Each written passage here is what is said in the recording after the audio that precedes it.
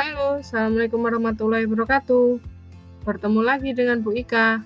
Hari ini kita akan belajar tentang perkembangbiakan tumbuhan pada bunga sempurna dan bunga tidak sempurna. Untuk tujuan pembelajaran hari ini adalah peserta didik bisa mengidentifikasi bagian-bagian bunga dan fungsinya.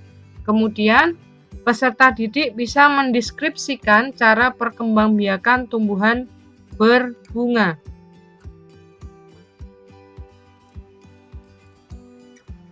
Kita langsung saja masuk ke materi. Bunga merupakan tempat berlangsungnya perkembangbiakan secara generatif. Nah, perkembangbiakan secara generatif ini melalui penyerbukan. Dan pengertian penyerbukan itu sendiri adalah bertemunya benang sari atau alat kelamin jantan dan putik alat kelamin betina pada bunga. Nah, pada proses penyerbukan ini memerlukan bantuan bisa dari serangga, angin, bahkan manusia. Nah, setelah terjadi penyerbukan, maka akan terjadi proses pembuahan, di mana pada proses pembuahan ini ada proses peleburan sel jantan dan sel telur. Nah, setelah proses pembuahan selesai, maka bunga akan mengalami proses layu dan gugur. Nah, ketika saat bunga itu layu dan gugur, maka akan terbentuk perkembangan biji yang akan berubah menjadi biji. Selanjutnya kita masuk ke materi bunga sempurna. Nah, teman-teman, berikut adalah gambar dari bagian bunga sempurna. Bunga sempurna ini memiliki kelengkapan seluruh bagian bunga. Ya, jadi seluruh bagian-bagian bunga ini lengkap beserta alat reproduksinya. Nah, alat reproduksinya tadi berupa putik dan benang sari. Nah, untuk bagian putik sendiri ini dibagi menjadi 3 bagian. Ada kepala putik, tangkai putik, dan dasar putik. Dan untuk benang sari sendiri itu dibagi menjadi 2 bagian. Ada kepala sari dan tangkai sari. Nah, selanjutnya bagian bunga selain putik dan benang sari itu ada kelopak bunga, mahkota bunga, bakal biji, dan tangkai bunga. Jadi, Bu Ika ingatkan kembali, kalau bunga sempurna itu memiliki kelengkapan seluruh bagian bunga.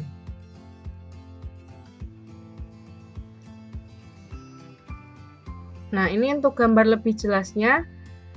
Putik ini merupakan alat kelamin betina. Dan benang sari merupakan alat kelamin jantan, ya. Selanjutnya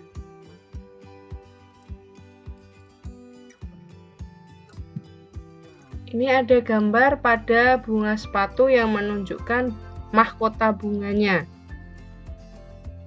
Dan untuk yang bagian bawah sesuai tanda panah itu merupakan gambar dari kelopak bunga.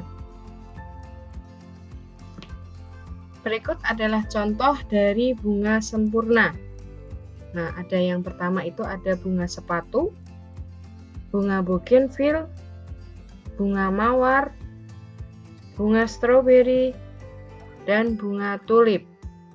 Untuk contoh lainnya masih banyak ya. Jadi ini merupakan beberapa bagian dari contoh bunga sempurna. Materi selanjutnya kita akan belajar tentang bunga tidak sempurna. Nah, bunga tidak sempurna ini tidak memiliki kelengkapan seluruh bagian bunga. Jadi, untuk bagian-bagian bunganya ini tidak lengkap, terutama pada bagian alat reproduksinya. Nah, untuk contohnya ada bunga pepaya, bunga sawit, bunga kelapa, dan bunga jagung. Ya, jadi dari gambar ini kalian bisa memahami perbedaan dari bunga sempurna dan tidak sempurna. Untuk tugas kalian hari ini, yaitu merangkum isi dari video pembelajaran ini dengan menggunakan bahasa kalian sendiri. Kalian kerjakan di buku tulis IPAS. Kalian cermati video ini, kemudian kalian rangkum menggunakan bahasa kalian sendiri. Oke teman-teman, cukup sekian pembelajaran hari ini. Assalamualaikum warahmatullahi wabarakatuh.